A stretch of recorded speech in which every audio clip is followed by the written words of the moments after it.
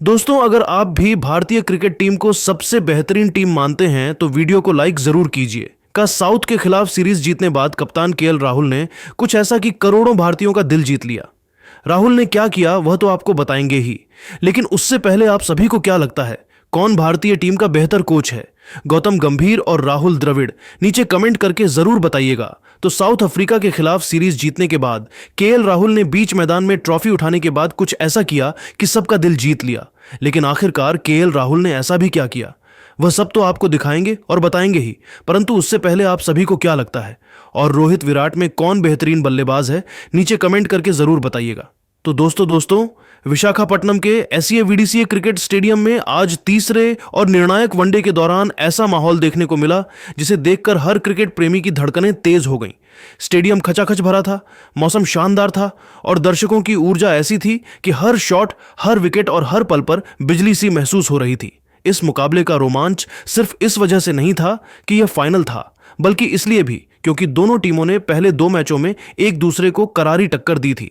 Toss पर KL Rahul ने फैसला लिया कि भारत पहले गेंदबाजी करेगा। यह फैसला शुरुआत में थोड़ा साहसिक लग रहा था क्योंकि पिच बल्लेबाजी के लिए अनुकूल दिख रही थी, लेकिन राहुल के दिमाग में एक ही बात थी, नई गेंद से शुरुआती विकेट गिरा दिए जाएं तो मैच का पूरा संतुलन भारत की ओर झुक जाएगा। और यही हुआ। अर्शदीप सिंह ने अपने पहले ही स्पेल में कमाल कर दिया। उनकी इनस्विंग और आउटस्विंग गेंदों ने अफ्रीकी बल्लेबाजों को चौंका दिया। चौथे ओवर में उन्होंने रिकेल्टन को खाता खोले बिना पवेलियन भेजकर भारत को तेज शुरुआत दिलाई। इसके तुरंत बाद हर्षित राणा ने दबाव बढ़ाते हुए कसी हुई गेंदबाजी की, लेकिन दक्षिण अफ्रीका की चुनौती का असली चेहरा तब दिखा जब क्विंटन डी कॉक और टेम्बा बावुमा ने मिलकर पारी को संभालने की कोशिश की। डी कॉक आज शानदार फॉर्म में नजर आए। उन्होंने भारतीय गेंदबाजों को अपनी टाइमिंग, फुटवर्क और बड़े शॉट्स से परेशान किया। उन्होंने 89 गेंदों में 106 रन की शानदार शतकीय पारी खेली और भारत को बड़ी चुनौती पेश की। बावुमा ने भी 48 रन बनाकर उनका साथ दिया, लेकिन भारत ने बीच बीच में विकेट निकालकर दक्षिण अफ्रीका को रणगति तेज करने नहीं दी। सबसे बड़ा मोड़ तब आया जब प्रसिद्ध कृष्णा और कुलदीप यादव ने मिडिल ओवर्स में अफ्रीका की कमर तोड़ दी। प्रसिद्ध ने लगातार सही लाइन लेंथ से गेंदबाजी करते हुए 2 महत्वपूर्ण विकेट ली। उनकी तेज उछाल लेती गेंदों ने ब्रेट्सके और बावुमा दोनों को पवेलियन भेजा। दूसरी ओर कुलदीप यादव ने अपनी फिरकी से जादू दिखाते हुए ब्रेविस, जैनसन और एनगिडी जैसे खतरनाक बल्लेबाजों को आउट कर दिया। अंत में साउथ अफ्रीका 47.5 ओवर में 270 रन पर ऑल आउट हो गई। डी कॉक के अलावा कोई भी बल्लेबाज भारत पर दबदबा नहीं बना पाया। दूसरी ओर भारतीय गेंदबाज शुरुआत से अंत तक शानदार रहे। अर्शदीप, प्रसिद्ध और कुलदीप तीनों ने मिलकर अफ्रीका की उम्मीदों को तोड़ दिया। 271 रन का लक्ष्य था, लेकिन जो जवाब भारत ने दिया वह किसी चैंपियन टीम के ही लायक था।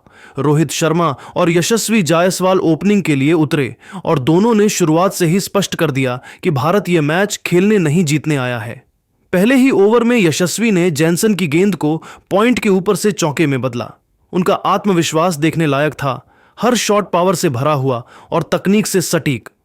दूसरी ओर रोहित शर्मा ने अपनी पहचान के क्लासिक ड्राइव से शुरुआत की।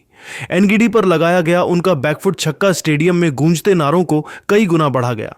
रोहित ने अपनी पारी में गेंदबाजों को ऐसा शॉट चयन दिखाया जो सिर्फ अनुभवी और महान बल्लेबाज ही कर सकते हैं।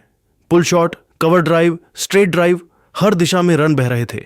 उन्होंने केवल 55 गेंदों में अपनी 50 पूरी की और टीम इंडिया की कमान संभाली। रोहित 75 रन बनाकर आउट हुए, लेकिन तब तक वे भारत को मजबूती से आगे बढ़ा चुके थे। अब जिम्मेदारी विराट कोहली पर थी और विराट ने एक बार फिर साबित कर दिया कि उन्हें दुनिया क्यों चेज मास्टर कहती है। मैदान पर आते ही उनके शॉट्स से वही पुराना आत्मविश्वास झलकने लगा। उन्होंने स्ट्राइक रोटेट की, गैप खोजे, चौके लगाए और पारी को बेहद सटीकता से आगे बढ़ाया। कोहली ने केवल 45 गेंदों में नाबाद 65 रन बनाए और दबाव को कभी हावी नहीं होने दिया।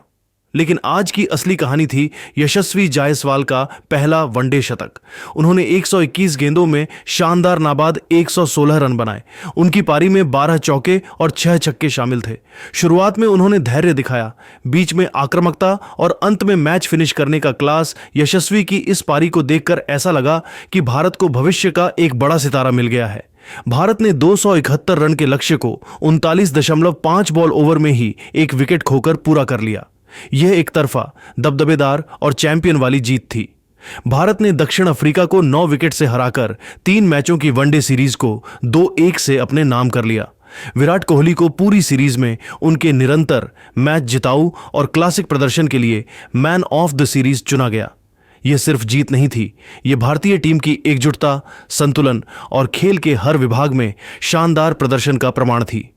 दोस्तों, टीम इंडिया की धमाकेदार जीत ने भले ही पूरे देश में जश्न का माहौल बना दिया हो, लेकिन मैच के बाद मैदान पर जो नज़ारा देखने को मिला उसने करोड़ों भारतीय फैंस का दिल और भी अधिक जीत लिया। वजह थी कप्तान केएल राहुल का बेहद विनम्र और दिल छू लेने वाला जेस्चर। जब पोस्ट मैच प्रेजेंटेशन में केएल राहुल को ट्रॉफी लेने के लिए बुलाया गया तो पूरा स्टेडियम तालियों से गूंज उठा। उम्मीद थी कि राहुल ट्रॉफी उठाकर जोरदार सेलिब्रेशन करेंगे, क्योंकि यह सीरीज जीत टीम इंडिया के लिए बहुत मायने रखती थी। लेकिन राहुल ने कुछ ऐसा किया जिसकी कल्पना भी किसी ने नहीं की थी। उन्होंने ट्रॉफी उठाई, हल्की सी मुस्कान दी और फिर बिना किसी दिखावे, बिना किसी पोज के चुपचाप पूरे सम्मान के साथ ट्रॉफी को लेकर अपने खिलाड़ियों की ओर बढ़ गए। इसके बाद जो हुआ उसने इस रात को और भी खास बना दिया। केएल राहुल ने ट्रॉफी सीधे सबसे युवा खिलाड़ी यशस्वी जायसवाल के हाथों में थमा दी। जैसे ही ट्रॉफी यशस्वी के हाथों में आई, उनकी आंखें भर आईं। उनके चेहरे से भावुकता साफ झलक रही थी। यह सिर्फ एक ट्रॉफी नहीं थी, यह उनके संघर्ष, मेहनत, त्याग और पहली बड़ी सफलता का प्रतीक थी। उन्होंने इस मैच में 116 रन की विस्फोटक पारी खेलकर भारत को निर्णायक जीत दिलाई थी और सबसे युवा खिलाड़ी होने के नाते यह पल उनके लिए सपने जैसा था। केएल राहुल का यह जेस्चर देखकर पूरी टीम भावुक हो गई और फैंस को भी पुराने दिन याद आ गए। यह बिल्कुल वैसा ही था जैसा MS धोनी किया करते थे, खुद पीछे रहकर दूसरों को चमकने देना, दूसरों को आगे बढ़ाना। राहुल ने इंटरव्यू में भी कहा, मैं वही परंपरा जारी रखना चाहता हूं जो माही भाई और रोहित भाई निभाते आए हैं। टीम की जीत में सबसे बड़ा योगदान जिसने दिया हो, ट्रॉफी उसी की होनी चाहिए। इस एक पल ने साबित कर दिया कि कप्तानी सिर्फ फैसले लेने का नाम नहीं, बल्कि टीम को परिवार की तरह साथ लेकर चलने का नाम है। और इसी वजह से आज केएल राहुल पूरे भारत के दिल में और भी ऊपर उठ चुके हैं। स्विंग के सुल्तान वसीम अकरम ने कहा, भारत ने इस सीरीज में जिस स्तर की क्रिकेट खेली है वह साफ तौर पर बताता है कि आज वे 50 ओवर फॉर्मेट के असली बादशाह हैं। कुलदीप यादव की गेंदबाजी देखकर मुझे अपने समय के जादूगर याद आ जाते हैं। उनकी फ्लाइट, टर्न और नियंत्रण सब कुछ विश्व स्तरीय है। प्रसिद्ध कृष्णा ने जिस लय और उछाल के साथ गेंदबाजी की, उसने दक्षिण अफ्रीका को कभी टिकने ही नहीं दिया। तेज गेंदबाजी में इतना आत्मविश्वास कम ही देशों में दिखता है। बल्लेबाजी की बात करूं तो रोहित शर्मा एक बेहद समझदार कप्तान और इससे भी बड़े बल्लेबाज बन चुके हैं। विराट कोहली का क्लास हमेशा की तरह चमकता रहा, वह बड़े मैचों में हमेशा टीम को संभाल लेते हैं। यशस्वी जायसवाल को देखकर लगता है भारत के पास एक और सुपरस्टार तैयार हो चुका है। एक बात मैं पाकिस्तान क्रिकेट से भी कहना चाहता हूं, हमें भारतीय क्रिकेट से सीखने की जरूरत है। उनके स्ट्रक्चर, फिटनेस, मानसिक मजबूती और बैकअप खिलाड़ियों के स्तर से बहुत कुछ सीखा जा सकता है। भारत सिर्फ टीम नहीं, एक क्रिकेटिंग मशीन बन चुका है। भारत के खिलाफ हमेशा जहर उगलने वाले शाहिद अफरीदी ने भारत की इस जीत ने साबित कर दिया है कि इस समय 50 ओवर क्रिकेट पर राज अगर कोई टीम कर रही है तो वह टीम इंडिया है।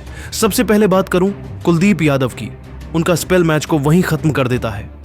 इतनी शार्प टर्न और इतनी परफेक्ट लाइन लेंथ, दुनिया का कोई भी बल्लेबाज इन्हें खेलने में संघर्ष करेगा। प्रसिद्ध कृष्णा जैसे युवा तेज गेंदबाज का आत्मविश्वास देखकर मैं बहुत प्रभावित हुआ हूं। भारत के पास एक नहीं, कई मैच विनिंग पेसर तैयार है। बल्लेबाजी में रोहित शर्मा का अनुभव, विराट कोहली का क्लास और यशस्वी जायसवाल की आक्रामकता, यह तिकड़ी किसी भी टीम को रौंदने के लिए काफी है। खासकर यशस्वी का खेल देखकर लगता है कि भारतीय टीम का भविष्य और भी मजबूत होने वाला है। मैं यह बात खुले तौर पर कहता हूं, पाकिस्तान क्रिकेट को भारतीय क्रिकेट से सीखना चाहिए। भारत ने जो फिटनेस स्टैंडर्ड सेट किए हैं, घरेलू ढांचे को मजबूत किया है और युवाओं को मौका दिया है, वही अंतर पैदा करता है। भारतीय टीम आज पूरी दुनिया में सबसे संतुलित, सबसे फिट और सबसे खतरनाक वनडे टीम है। पाकिस्तान के पूर्व तेज गेंदबाज शोएब अख्तर ने कहा, भारत की गेंदबाजी ने इस सीरीज में कमाल कर दिया। कुलदीप यादव इस समय दुनिया के सबसे मुश्किल स्पिनरों में से एक हैं।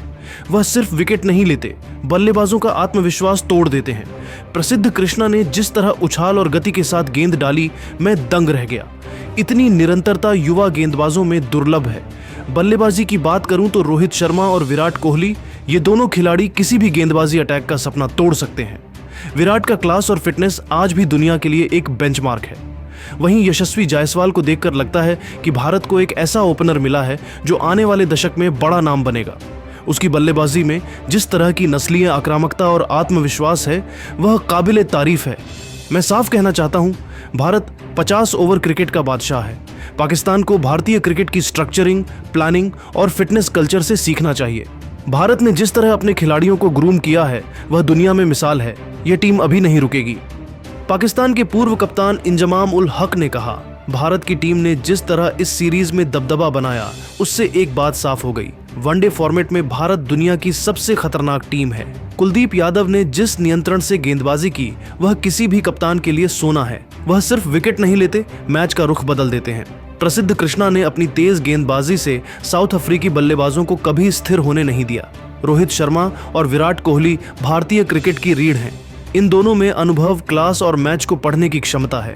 यशस्वी जायसवाल जैसे युवा जब इतनी जिम्मेदारी से खेलते हैं तो यह दिखता है कि भारत का सिस्टम कितना मजबूत है। वह सिर्फ हमला नहीं करते, स्थिति के हिसाब से खेल भी बदलते हैं। हम पाकिस्तान के लोग हमेशा भारत से मुकाबला करने की बात करते हैं, लेकिन हमें भारतीय क्रिकेट से सीखने की जरूरत है, खासकर प्रोफेशनलिज्म, फिटनेस स्टैंडर्ड और घरेलू ढांचे में की गई मेहनत।